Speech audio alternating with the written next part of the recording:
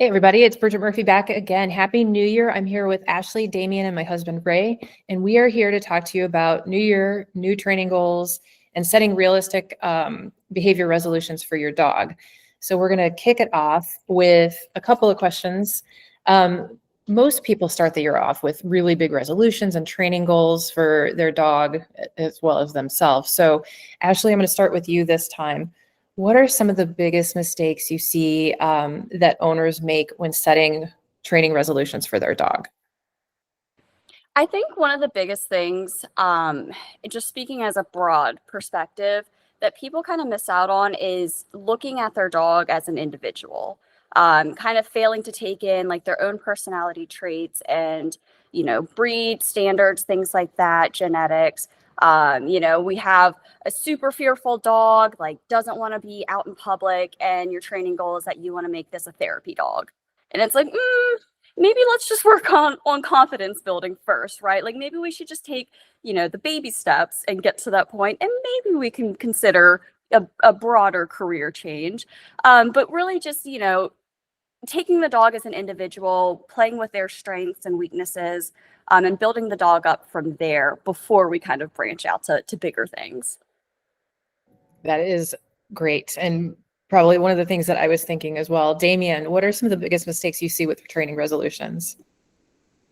Yeah, I agree with Ashley on a lot of those points. And I think with dogs and people, like when we have our own resolutions for ourselves, that we just overreach. Like we try to do too much too quick. We get this boost of motivation early on, and we think we're going to do everything, and then we burn out. And the same thing happens with dog training, right? So we get this fire lit under us. We're saying, hey, we're going to teach our dog obedience. We're going to work on building confidence. I want to teach the dog tricks, and I want to start doing a sport. And I want to, and it's like, let's focus on something simple, something attainable, and something that a goal you can reach fairly quickly, so that you can keep that momentum going. And I know personally, like when I make a New Year's resolution and I'm only doing it out of the like drive that I have for the New Year's, it never really pans out. So it's like, instead of making a resolution, just be like, here's the step I'm going to take, versus trying to, plan out your entire training plan right in the beginning. Let's start small and say, hey, I'm going to work on my leash manners with my dog, and then in 30 days we'll set a new goal. So Ashley, I wanted to circle back to kind of where you were going with that whole like realistic expectations. How do you break it to owners that, that really, they're just die hard set on, having their dog be that coffee dog, they take their dogs to coffee or markets or whatever, when that dog's reactive, and the best we're going to do with that particular dog would be some pretty hardcore management and just choosing the right environments. So how do you help them understand that this is not necessarily a negative, it's just the shift?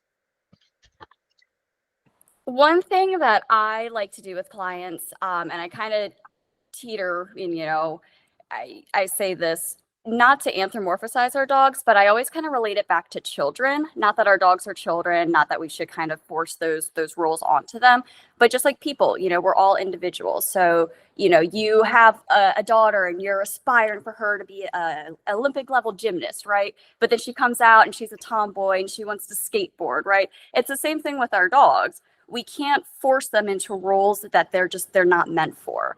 And I think a lot of people have this idea in their mind that taking the dogs to the breweries and they go everywhere with them, they go hiking and all these is the most fulfilling thing that we can do for our dog. But I have to remind them that sometimes it might feel good for you, and that's your, idea of ideal ownership. But if your dog is miserable the entire time, it's not enjoying itself. And you're probably also not enjoying it because you're dealing with its reactions and it having a meltdown. Yeah, Damien, I guess the same question. I'm sure you've come across the same scenario too, that people have these pie in the sky dreams for this dog, and you're kind of trying to bring them down easy. How do you deal with that? Yeah, absolutely. You just got to be honest. You want to be compassionate, right? These people have an idea in their head what they want with their dog, and maybe they're even committed to do it. Like they're going to try really hard, but it's just not possible with their dog. And you just have to be honest. I like to make sure I have something planned to kind of say, okay, well, this dog's not going to be a brewery dog. He just can't. It's not genetically there. It's not capable. But let's teach the dog a nice long down and maybe you can have friends over and you guys can have coffee in the backyard together. So you can kind of find a middle ground somewhere where it's like, yeah, taking this dog out in public and sitting at the busy Starbucks is just never going to happen. But that doesn't mean your dog can't sit around with your friends and have coffee in the backyard. Or, you can sit at the park on a bench by yourself with the coffee, but you're not going to sit at the table next to him. So I think there is some ground to like kind of meet in the middle, but you've got to be honest. That's the biggest thing, like the hard truth, in the nicest ways possible. It's just this dog isn't capable. And I actually see a lot of that as well with like protection dogs. So you'll get a dog who has an issue and they're like, well, my dog barks at things. I want him to be a protection dog. It's the same concept. It's like this dog just wasn't born for that. It doesn't have it in him. It's the same thing with socializing certain dogs. It's like this dog is never going to be friendly with people, but it can certainly be neutral. So let's find a middle ground. Let's find somewhere where you and the dog can both be satisfied. Yeah, I think that's really important. And what I think a lot of owners overlook is they have all the love in the world for their dog and they want their dog to do all of the things with them, but that's not necessarily what the dog wants. So it's kind of reframing those goals of truly what drives and motivates the dog instead of the owner. Damien, I did want to circle back around to the first question. What would be, and I know this is a big one, a big question, what would be an example of like a realistic 30-day training plan? Let's use the dog that you just talked about maybe and talk about what that would look like and how to set their dogs up for success with a 30-day training plan. Absolutely. So for me, it's like I'm going to break it down into a few categories that I want to work on. For me, it's going to be like communication, which is your obedience, your dog's ability or drive to take treats, their understanding of leash pressure. So that'll be number one, probably. Let's make sure my dog understands the commands I'm going to give him, understands leash pressure before I even try to do anything else. That I can focus on. I'm going to do sits, downs, plays. I'm going to do recalls with nothing but leash pressure, and make sure the dog understands what I'm asking of them, right? And then you could look at that after 30 days and be like, wow, what an improvement. So now I can start taking them out into a more distracting place. So you have communications, one thing. You could also break it down and be like, okay, I'm going to work on leash pressure with communication, and I'm going to break down and I'm going to work on my relationship through structure. So my dog's going to get an hour of crate time that he normally wouldn't get after training every day. That's going to help my relationship. The training is going to help me with my communication system. And so you can kind of set up a few small things that are, that all go together without overwhelming and saying, I'm going to be able to walk my dog down in downtown Seattle in 30 days. It's like, that's too broad and too much. Let's say I'm going to be able to communicate with my dog through a leash, and I'm going to be able to start to shift my relationship to something more towards leadership. What'll happen is you'll see actual results, and then you'll keep that fire going. Come February, when you actually see results and you're not overwhelmed, you're going to be like, yeah, this is awesome. I'm going to keep doing it. If you try to do everything at once, you're going to hit that February and just be overwhelmed and say, hey, I'm giving up on everything. So yeah, just keep it simple. Communicate, relationship. Those are the major ones. And understanding, how to get there simply is important. Yep, that's the key to most things in life, right? Keep it simple. There's a reason that acronym exists. Ashley, let's talk a little bit about duration of time that it takes to work through some certain behavior issues. Leash reactivity is really common. We see a lot of anxiety now, aggression, those type of things. And we're kind of talking a lot about how owners want really quick results and setting those clear expectations that things take time. Let's talk about why those things take some time and why that isn't necessarily a bad thing, that it does actually take time to work through. Yeah, there's a lot of factors that go into behavior modification and how, it takes to get there. Genetics are a big thing, right? If we have a dog that came out and it genetically wants to fight other dogs, like that is its drive, it's going to take a long time to work on neutrality, right? Because we're working against genetics. The time that it's been allowed to practice this behavior. You send me a 10-year-old dog who for 10 years has been practicing behaviors like this, that becomes self-rewarding. Every time they see another dog and they're at the end of the leash and they're barking, that's a dopamine hit for them. So again, now we're working on undoing 10 years of behavior in 3-4 weeks. And it's not going to happen. We're going to just lay the foundation and it's going to be strong, but it's going to take a lot of work on the tail end of any program to really keep up with that. And like you said, the benefits to it taking a long time. If you go to a training company and they're saying in 3 weeks they're going to cure your dog's aggression, they're going to cure that reactivity, and they will never do that again, you might want to supervise the training that's going on, because it's probably not good. Yeah, absolutely. I mean, for sure, we can make some really good progress, but the fix and the cure, it's like, remember that the other end of the leash needs the training too, and those two need to meet in the middle as well. Damien, do you have anything to add to that question? So that was the duration of how long it takes to get through behavior issues. Yeah, absolutely. I agree with Ashley, and I just kind of touch on like the rehearsing behavior. That's a big part of it. How long has the dog rehearsed the behavior is going to be a big part of how long it's going to take to kind of get it under control. And that's not even bringing in genetics. So, when people have a good week and things are going well, great. But you got to remember the dog's been doing this for 4 years. So you have a great week and then he has a bad day or a bad week. That is to be expected. Like, there's going to be times that you take a step back and it's not the end of the world.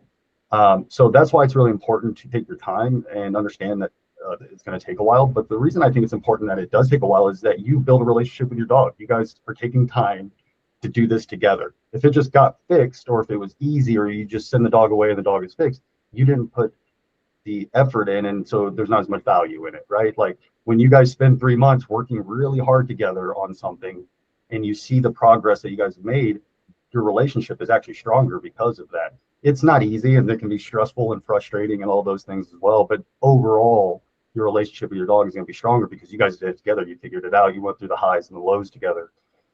And so, just like anything in life, if it's worth doing, it's worth doing right. And most things that most things that you do right take a long time. So yeah, I think consistency, not letting them rehearse. And then one last thing I'll say is not giving up when you make a mistake. You have a bad, you let the dog do something you really worked hard on, or the dog has a bad experience. That's okay. It's just like people, you're trying to quit smoking and you slip up and have a cigarette. That's fine. It's not the end of the world. You just get back at it. It's the same thing with dog training, right? You're trying to improve. You have a bad day or a bad week. That's fine. You just get back on the horse and go. Yeah, Damien, it's similar to that. For all the do-it-yourselfers out there, what are some of the signs that you should probably reach out for some help from a professional? Like, you might be pushing too hard, or you're starting to see things go south. What are some of the signs you need to look out for? Yeah, I think a big one is how the major sign to me on whether or not a dog needs like a professional handler is how they respond to pressure.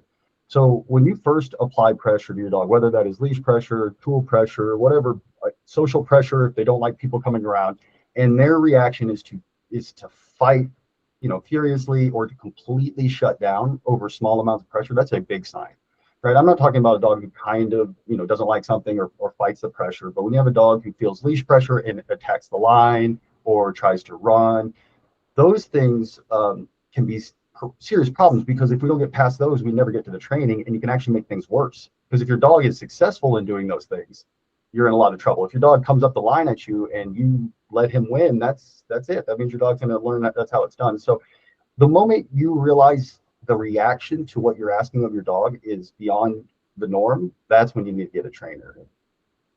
Ashley, kind of same question. I'm sure you've seen, people have tried different things on their own and it went south. What are some of the signs you saw?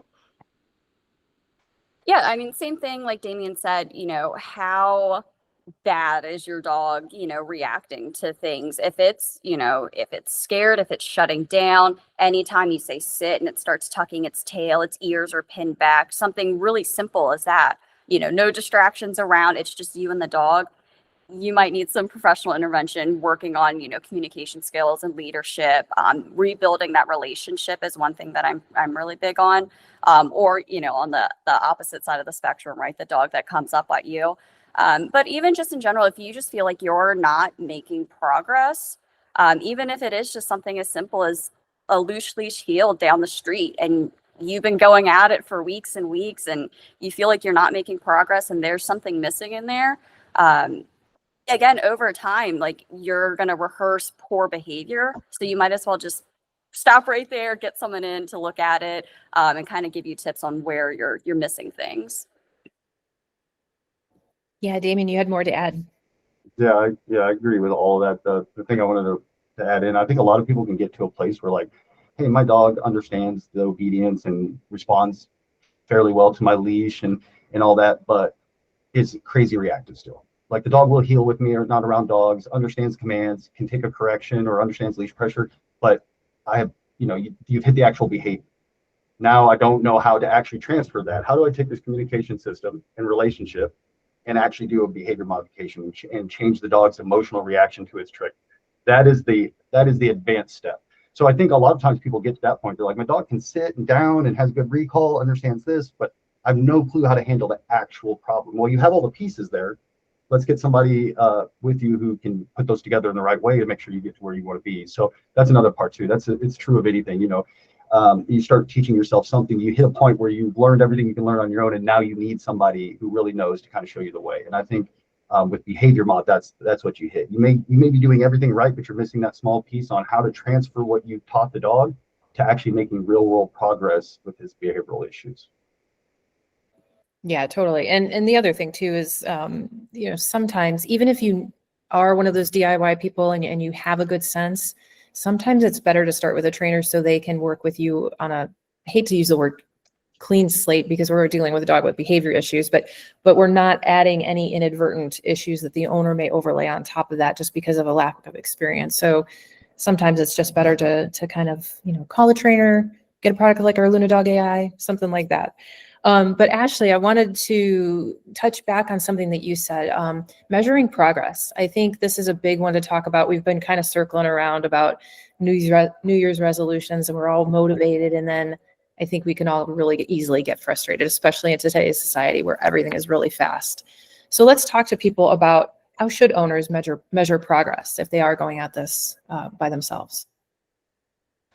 Yeah, I think it kind of just depends on the dog and what the actual training goals are. I think one thing that we keep talking about too is it's normal to hit walls. It's normal for dogs to regress, just like humans, right?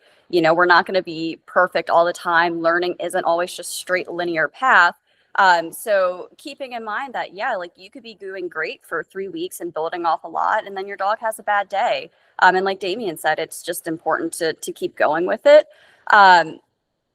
I think, if you're looking at your dog, right, and he's a pretty confident dog, maybe just a little distracted at the park, take it in baby steps, right? You go to the park 1 day a week this week, and he goes there for 10 minutes and he can keep focus on you for 5 seconds. Okay, cool. So we know that we have that 5-second baseline. The next time that we go, we're going to ask for 10.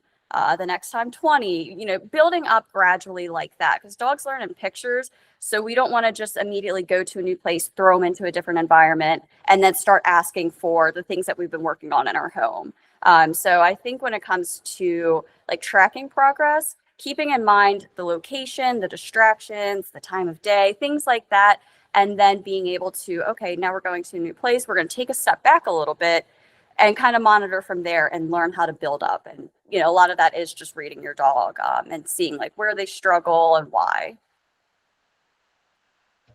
Yeah, Damien, what do you think? Let's change the question up a little bit. So that one was more for the DIY, at home person who, by the way, we have a product called LunaDogAI, which is great for you. It's our AI dog trainer that will make it a little more like we're in your pocket.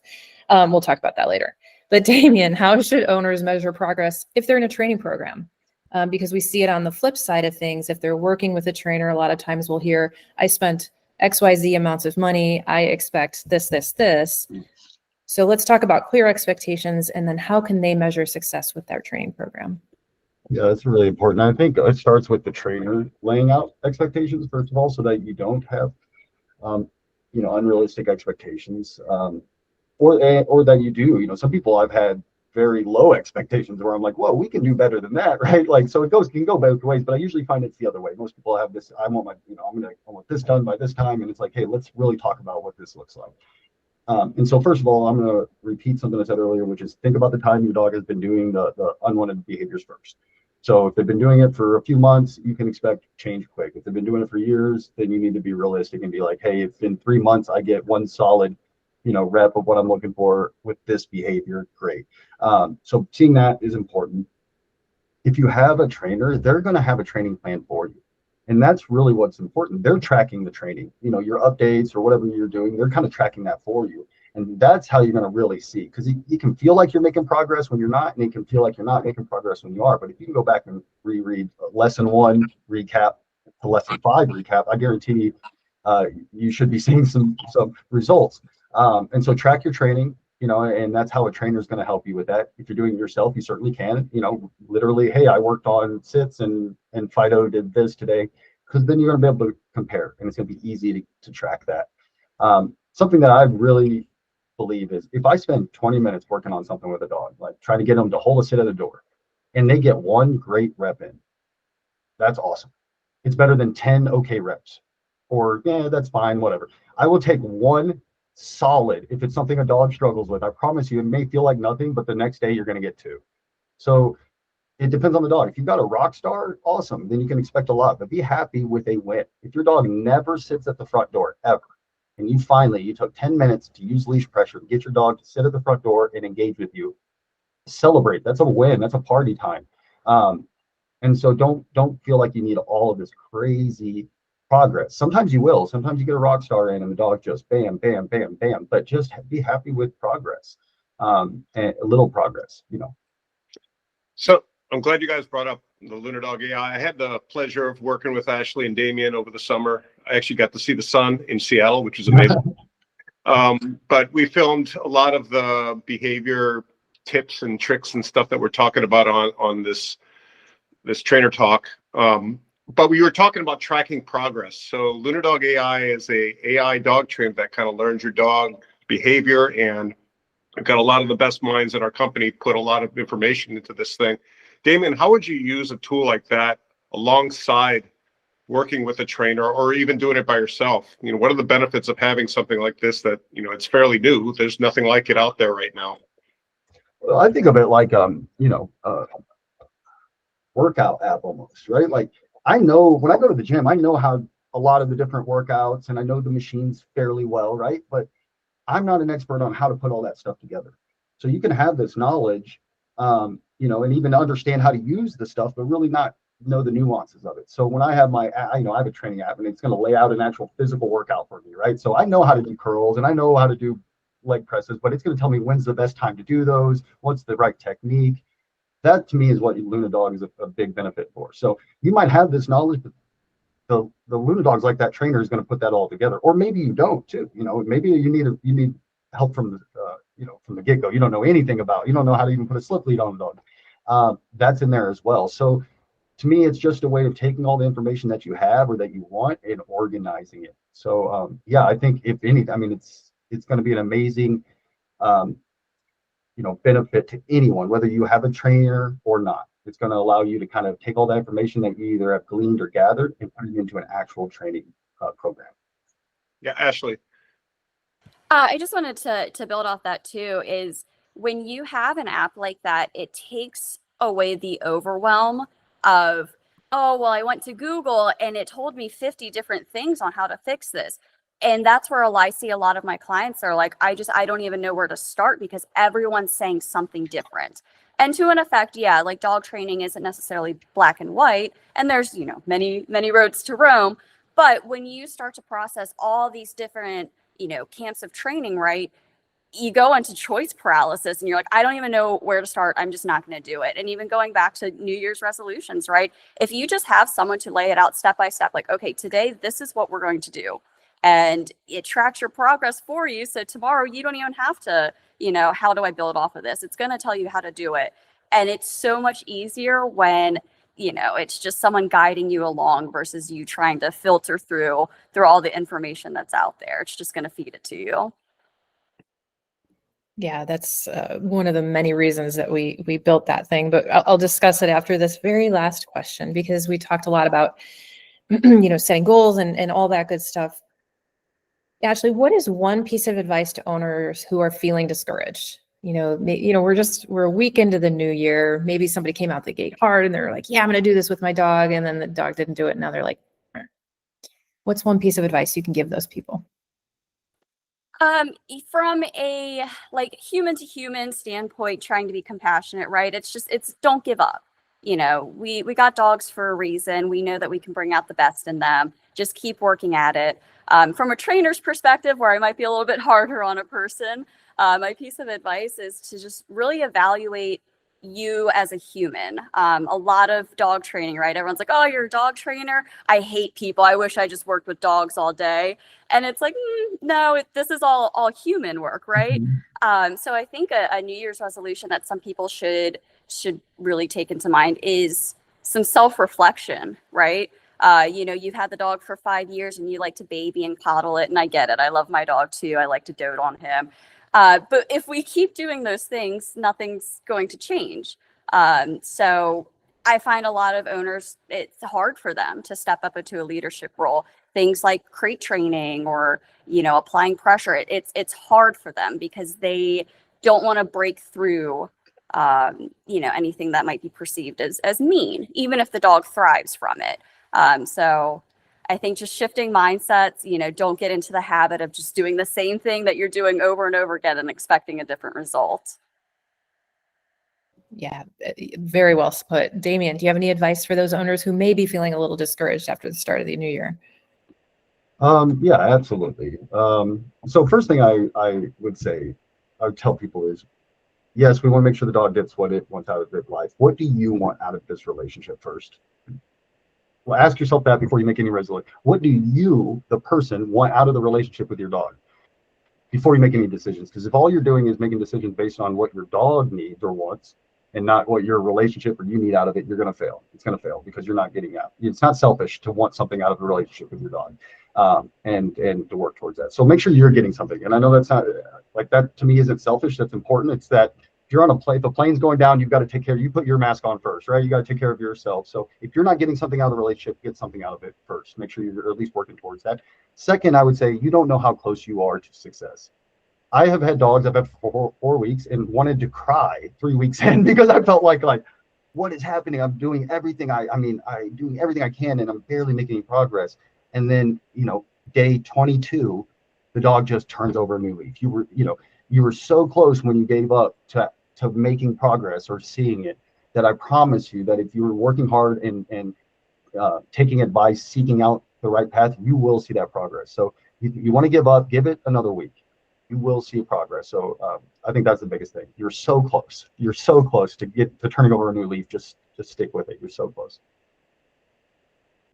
That was beautiful. That was really sweet. And I think that goes for everything in life, not just dog training, right? I think we all tend to get that way, and you never know what tomorrow can bring. So keep on going. Yep. But we have talked a lot about this LunaDogAI. What is LunaDogAI? Well, at Koru K9, we've always developed programs that we believe benefit the dog and the owner. We do not offer programs that we believe don't add value into a dog's life. And you could easily go to other training companies, see what they offer, look at what we offer, and you'll see what those programs are. And so when we thought about creating something that could protect this investment that our clients are doing, it's like, how could we clone our trainers and just like put them in somebody's pocket? And we did just that. Ashley, Damien, and Shane, if you've watched our trainer talks, they're the 3 amazing trainers that are behind the camera.